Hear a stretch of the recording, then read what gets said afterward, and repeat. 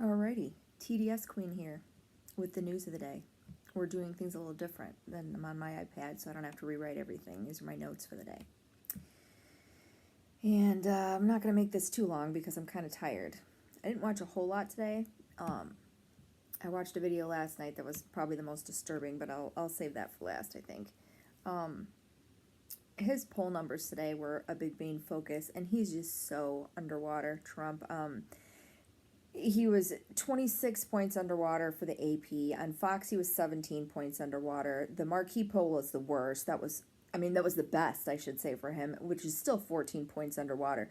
It's the independent voters. They are, to begin with, were -4, and now -43. That is huge drop. Huge drop. That is where elections are won, is with the independent voters, because they can obviously see what's going on. And continuing to gaslight and say that things aren't they're still affordable, they're coming down, and we're living in a golden age. It's just, people aren't going to continue to believe that. I mean, only the real hardcore craziest are going to believe him over their own eyes, because you can't, encourage people to fact check. It's so easy. You can just go on Google and do it, but there's no not fact checking the grocery store. Everybody can go out there and buy things, and you're fact checking every single time you get a receipt. And the way that they're trying to spin this on Fox News, just like they spun the Mamdani meeting, the same way with the economy. Lovett comes on, if you look what Trump has done already with the economy, and, Trump is aware that there's affordability problems, and it's a proven formula that's working. No, it's not. Nothing is working. If it's working so much, why are they coming on Fox News and saying that you need to buy turkey because beef prices are 5 times higher than last year? Are they going to blame that on Biden? Because we are, 11 months into this year now, and 11 and a half over. And you can't blame Biden for that anymore, okay? We're done blaming Biden. This is directly as a result of Trump's tariffs. They're telling us that the protein is turkey right now, because they can't just come out and say that Trump sucks for the economy and beef is so high that all you can buy is turkey. And then you've got that woman coming on and telling us that we shouldn't buy Christmas gifts and we should just focus on the 3 to 18-year-olds in our lives, and grandma doesn't need another pair of slippers. And they've got some balls, don't they, telling you what to buy for Christmas and don't ship packages overseas. And we're just trying to help you be frugal and good with your money. No, why don't you just come out and say that Trump has ruined the economy, and as a result, Christmas is going to suck. They're always saying that, Democrats are having a war on Christmas. No, that would be you guys. And then the 5 with that poor Jessica Tarlov. Oh my God, the one lone voice of reason. All the rest of them think this is a big joke sitting there, and they're one of them says, well, call me when Diet Coke goes up. She's listing all the things that are going up, that actual hardworking Americans care about. And that one, call me when Diet Coke goes up. And she says, oh, that's coming. They've already made an announcement that's going to go up. And she goes, oh, I'll just have to drink water, I guess. Yeah, it's all just a big joke to these people, because they don't have to care. They don't care. They don't care about money, Hilarious. It's just so freaking hilarious. Okay. The Mamdani meeting. I don't know if you've seen the memes going around about that, or the photos of Trump. Like, I wish I could play the clip like Midas Touch does, but I can do an impression of it. This is Trump looking up at Mamdani. He's just like the greatest thing ever. It is freaking hysterical. And I wondered how they were going to spin this, of course, on Fox News. And you've got Brian Kilmeade calling it a love fest. It was just a love fest between those two. They had so much in common, and they got along so well. And this is how a president is supposed to treat an incoming mayor. Right before the meeting, they had this banner on Fox News that said "Showdown with Socialism." Trump will just own Mamdani and the libs, and they'll take him down, and then they're sitting there saying CNN didn't know what to do. They thought it was going to be confrontational. Who thought it was going to be confrontational? Once again, hypocrisy is always the word of the day with these people. And then Laura Ingraham comes on and says, well, they found areas they can work on. I think it totally demonstrates the media never understood Trump. If they really care about the middle class, they would have made an effort to sit down with Trump instead of demonizing him and investigating him. Oh, really? Well, let's see. Why would they demonize and investigate him? That's going to be my video for tomorrow. I was going to put stuff in there today about that, but it's just too much. I feel like having a video where I list all of the illegal stuff that he does, because I'm so sick of reading comments from MAGA saying that, I want specific facts and examples of the things that he's done that's illegal. I want specific facts and examples of the things that he's done that's hurting this country. They're never concerned about facts and examples. It's all opinions and nonsense. But when it comes to persecuting dear leader, you got to be real specific. And I feel like doing a video about that tomorrow, but that'll be tomorrow. So let's see what else. Who else came on?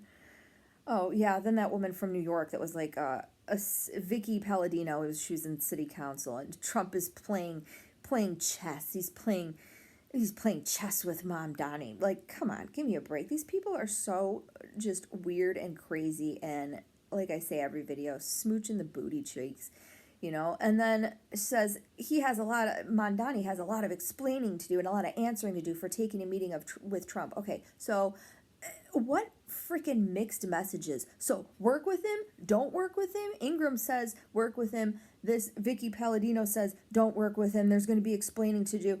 Freaking always moving to the goalposts, Laura Loomer, though, I said something about her last night. She came out with another, wonderful tweet today about the meeting.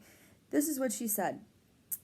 If socialists are doing such a good job, then I guess nobody needs to vote them out. Republicans, why not just stay home in 2026 and 2028? I agree.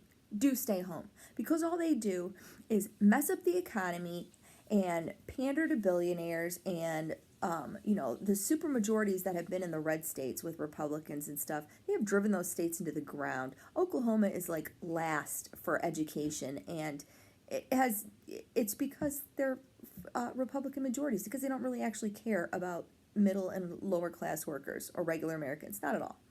So that's rich. Since Mamdani's policies are amazing, I'm confused. No need to oppose the left, I guess. I guess socialism is comfortable now. No need to go to vote in 2026 is the message I'm getting. Great. Yeah. Put that out there. Just like Trump did in his first term, where he said mail-in ballots were full of corruption and don't vote by mail. So yeah, go ahead. Tell your supporters not to come out. I hope they listen. So the way that, like I said, he was looking at him, that has got to crush every white supremacist out there, that he is just lovingly looking at this, Muslim that they're all so afraid of, and the rampant Islamophobia and all of that. That's got to be really crushing to them. And also, how are they going to run these ads next year that I'm sure they had already planned out to be like, Trump hates Mamdani, look at all this bad stuff he said about him, and look how much he hates him, and look how much he's going to own him. And then you have this meeting where he is basically looking up at him like he's a god, and that they get along, and he agrees with him on so much, and they have the same kind of policies. That would be true of anybody, okay? Trump recognizes winners. I can be man enough to say that. He does. And he sees how much people like Zohran Mamdani, and he's going to cozy up to him, because that's what narcissists do. They look for power and they look for winners. And he realizes how irrelevant he is going to be, and he will do anything to stay relevant and stay in the spotlight. Trump will. So he sees this popularity and the love that people have for this guy. I mean, look, when he came into the White House, all the little staff members and everything, they were treating him like he was a rock star. They all wanted to meet him. He's like a young Bernie Sanders. And just like all the young people wanted to be around Bernie Sanders, because their views are not crazy and weird. That was the point I was making, He proved that you don't need political money. You don't need to be backed by people, backed by that AIPAC money and all of that. And Schumer and all those other corporate Democrats, they couldn't even get behind him. And you've got Trump sitting here picking an obvious winner, because he is a winner. He's going to make change. Mamdani is. And if any, you think about it, and Trump actually said something where he was like, I'm surprised at how much It wasn't like what I thought it was going to be. That's because just like his supporters, he lives in a Fox echo chamber. So everything they're saying about this guy, that he's a communist, that he's soft on crime, that he wants the criminals back out on the street, when he actually sat down and gave him a chance and talked to him, he found out none of that was true. And I feel like if you could just do that to MAGA supporters, just sit them down with these actual people and have them voice their concerns. Like I said in an earlier video, it shouldn't be what's wrong with you, it should be what happened to you. And I'm sure the concerns they have, if they would just sit down with these people, they would realize, oh, this is actually the person that I want representing me. This is the person that has all my actual best interests at heart. When we leave out all the nonsense of the talking points that they think are important, like the poo-poo and the pee-pee and bathrooms and drag queens and trans and this and that, that's not what people are worried about right now. That's not the main thing on people's mind. You don't see that in a poll, that's number one at the top of what bathroom I'm going to use. Like, nobody is making that a talking point right now. People are starving. People are going to lose their health care. That's what's important. I feel like if you just sat these people down, that's how you get to them. That's how you get to MAGA. Get them out of the freaking echo chamber. As a matter of fact, like I said, I have that friend, and like, I'm getting to the point where it's not that I don't want to be friends with her. It's just like I feel the need, like, you can't stick your head in the sand anymore and pretend like you're not really invested in politics, but not know what's going on with Epstein and not really know anything that Trump is doing, but just still be just a blind Trump follower. Because if you're going to sit there and not know anything that he's doing and just assume that your view of him from his reality show days is who he still is, and there's just so much bad stuff, I can't turn a blind eye to it anymore and just let her think these things. And I think the way to her is through, veteran stuff and how he is doing these unlawful actions and war crimes and stuff, and how he's treating veterans and the programs that he's stripped away. And I think that's the way to get through to her, because she's married to one. And I just don't see, after saying those things and just being like, look, I just want you to watch this one video.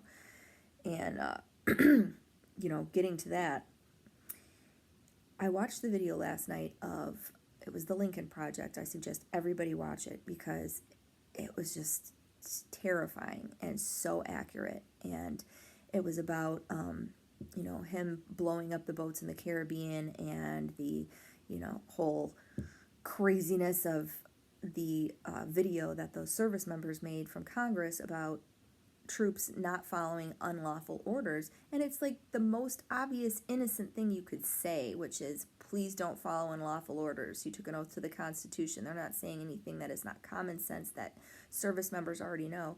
And, the right is just going absolutely bananas over it, saying that, well, everything Trump gives is a lawful order, and he's never given an unlawful order. And we have a Supreme Court record. We have an unblemished Supreme Court record. Yeah, because you have a Supreme Court full of sycophants that are letting him do whatever he wants. And I think maybe now they might be regretting giving him that, unlimited power and, letting him off the hook for things. And this was the best when Lovett came out and said, we don't defy court orders, because she's coming out there lying, just like I said yesterday, where they said that to disobey lawful orders. No, you don't have to obey unlawful orders. And then she said, well, they're saying that, they're assuming what he says is unlawful, and he's never given an unlawful order. Yes, he has. Yes, he has. And that was the video. That was what the video was about. During the George Floyd protest, he was actually trying to find people that would carry out his order of shoot protesters. Can't we just shoot them? Can't you just shoot them in the leg? That would be an unlawful order, okay? These servicemen and women are going to be in trouble if they do this, because he's not going to be around forever. And her just coming out and saying that he's never given an unlawful order and we don't defy court orders. B word. Your boss just ran to the Supreme Court to defy a court order. Like, they told him he had to pay SNAP, and he went on Truth Social and said he wasn't going to do it. That's straight up defying a court order. Like, again, fucking hypocrisy. So, that's insane. But I suggest everybody watch that video, because it was really, like, you don't really quite realize how serious that was. When he came out and said that he wanted these people, it was seditious talk and treasonous behavior, and we have to deal with this, and reposting, in the olden days they would have been hung. George Washington would have hung them. That's psycho, and we're just so desensitized to it. It's just psycho. Everybody should definitely watch that video. All right. The other quick things before I sign off was the plan of Ukraine to, the peace plan, quote unquote, I put that in air quotes. It basically looks like it was translated from the original Russia into English. Like, Russia created this, handed it over to Trump, Google translated it into English, and then they tried to make Zelensky sign it. Fortunately, he's not. Fortunately, our actual olden time allies are siding with Zelensky and helping him and standing up with him, because it basically gives a whole bunch of eastern Ukraine to Russia. It wants them to surrender their army and also no NATO. The General Keith Kellogg resigned over this. He was the special envoy to Ukraine. Obviously, who knows the story there, but I'm sure he was just like, no, I'm out. That is so... obviously we know that Russia has stuff on Trump from the emails that have been released with Epstein. So this whole thing just stinks. There's no benefit. When Lindsey Graham is coming out and saying that he doesn't support it, when he was just, golfing with his little buddy Diaper Don the Con the other day and sucking up to him, and he even came out and said that this isn't good, something stinks in Denmark, as they say. Like, this is not a good peace deal at all. It's terrible. And I'm very glad that Zelensky didn't sign it. Supporting other countries' democracy is so important. Supporting our allies, our actual allies, not dictators from, North Korea and China and Russia, and supporting them and cozying up to them. Because one day, like I said, Trump will be gone, and we will go back to normal and having normal allies if they'll take us back, and I hope to God that they do. That stupid $500,000 wiretap, man. Jeff Jordan came on, and I don't know who the old man was. If anybody knows, they can leave a comment of it, but he had a British accent. He was interviewing Jeff Jordan, and he was trying to say, the guy said, they tapped your phone. That's so outrageous. And Jeff Jordan, really, really quick, he's like, oh, they didn't tap it. They got records, and they looked at where you were and who you called and how long the call was, and the location you were when you made the call. And it's like, like, you mean the legal subpoena that they went through because you were involved in an insurrection that was trying to take down the United States of America and the democracy? Like, oh, that legal subpoena where they have every right to do that, they have every single right to do that to any single American that was involved in that. I'm sure they subpoenaed phone records for the January 6th rioters too. And are they all going to come out and sue the government and say, how dare you do that? You were involved in a crime. Of course they're going to subpoena you. They wanted to see how high up it went. They wanted to see who knew about this from the inside, who was working with Donald Trump. How freaking ridiculous that they get to sue about this. I don't see this stopping, but like I said yesterday, everybody should be up in arms about this. It's absolutely insane that they could just pay themselves money because they don't like that they got their phone numbers got lawfully subpoenaed. Give me a freaking break. The next thing was the gerrymandering that's going on, and they were talking about how, I think it was Vance that went to Indiana. All these states are saying no. Like, the Indiana was like, no, we're not doing this. The Texas one got struck down in court because, they even said it was racial gerrymandering. They presented that like that was their case. Like, we're going to racially gerrymander. And they're like, no, actually, you're not going to. And the fact that they think that they're going to do that and get away with it, and we were just going to sit here and take it, that's why I love Gavin Newsom. My husband just asked me this morning, like, who do you think is going to be the presidential nominee, but who do you think actually would do something? And I think it would be him. Would I love to vote for another Bernie Sanders? Yes. Do I think everybody's ready for that? No. Even though, deep down, IHIP had on a chart today that was showing the similarities of people that, both sides that actually agree with, democratic socialist policies like, universal human rights and keeping money out of politics. And it was like, 90 to 10. People actually do agree on this. If they actually learn and sit down and realize what it's actually about, a lot of people actually agree. But people have blinders on. And do I think they're ready for a Bernie Sanders? No. But do I think Gavin Newsom could actually do some good because he stands up and trolls Trump and fights fire with fire, and enough of these little strongly worded letters from Democrats? Like, I actually think he might do a good job. I actually think he might care and get some things done. I mean, does good things for California, so, let's just be realistic. But yeah, they're not going to gerrymander. And this just blew up in their face. And the end result was that California put it to its people lawfully in a vote. They voted yes, and now Democrats have 5 more seats. And then what they did, where they think that they're going to get 5 seats in Texas and all they did was rewrite the districts and make it easier for Democrats to win. So a lot of places are actually in play now in the 2026 midterms that weren't before. MAGA Mike is scared about the 2026 midterms. Every time he comes out, he looks like a deer in headlights. I mean, he was out there stammering, saying that, Trump is on the ballot in 2026. I mean, you don't realize what's going to happen. The Democrats are going to come in and they're going to start impeachment proceedings right away, and they're going to unwind important reforms we've done to make things affordable and provide more access and lower cost for health care. Because you say these things, but we're doing them. Like, the Democrats, those are just talking points for the Democrats, but we're actually doing them. No, you're not. You're not doing any of those things, and we know you're not. Like, we're not scared anymore. There's been like a paradigm shift, I feel, where people aren't afraid of you guys anymore. People aren't afraid of Trump anymore. People aren't afraid of MAGA anymore. Like, we realize we're in the majority. That election a few weeks ago showed that we are ready to come out, and we are sick of this, and we're sick of the same old, and we're sick of the billionaire class, and we're sick of the growing wealth gap.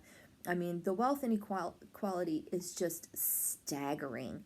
And, MAGA might comes out, the government's going to tell Elon Musk that he should give his money away, and that the people know the government knows how to spend it better on, programs than maybe sending people to space or finding a cure for cancer. Oh, yeah, because that's what he's doing with all of his money. Please. His little space thing is like his little personal hobby. And if you were so concerned about giving money to curing cancer and stuff, then why did you cut all those universities funding programs for doing research and stuff, please? It's all just a lie. It's all a smokescreen. They don't care. They don't want to advance anything. They just want to hoard their money and for you to leave them alone so they can continue to make more money. Because the end game is to get AI out there, and who can develop the best AI, who can develop the AI that's going to take up the most paying jobs, because you don't have to pay robots. All these rich people care about is getting richer. Give me a freaking break. What a joke.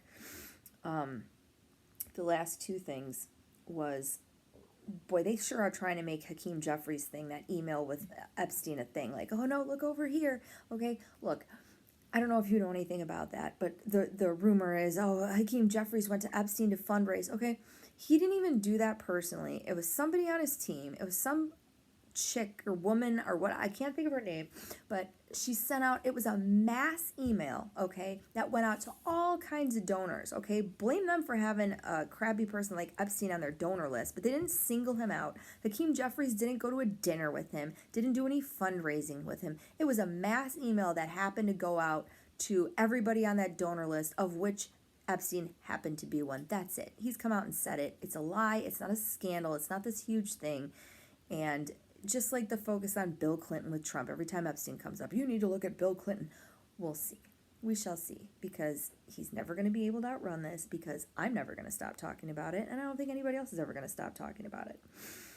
And the very last thing, I started touching this on yesterday with the Christianity and how hypocritical it is, and I really do want to make a video about that too, is all the hypocrisies of this, right-wing Christian movement that thinks that they're just following in the steps of the Lord and doing everything, that Jesus would do, when it is the most evil, deplorable, hypocritical thing I've ever seen. And there was this guy that came out today on Fox News or OAN or something, and he was talking about how the Catholic Church and bishops and Pope came out against how they're treating immigrants.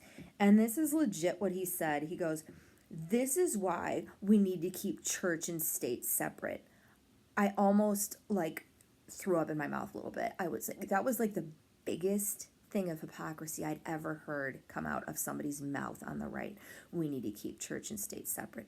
You have got to be kidding me. All they do is try to push that and force it down people's throats by talking about Dems want to take away, they don't want prayer in school, and they want to cancel Christmas, and they don't believe in God, and they believe in trans for everybody, and like, oh my God. When I heard that, that was like, okay, that's the last motivation I need to make for a video for tomorrow. So I'm going to continue to watch the news. I'm done now. That was pretty much the gist of today from all the networks that I watch.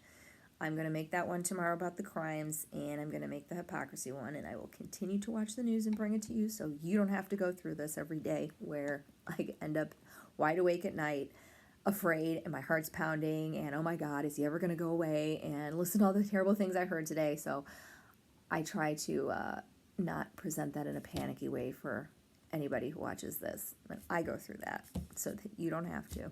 And again, if you like this video, please hit the like button and subscribe, and drop a comment so you help the algorithm. And I will see you tomorrow with anything new and terrible that's happening in the world, because you know there'll be something. So a good night, everyone.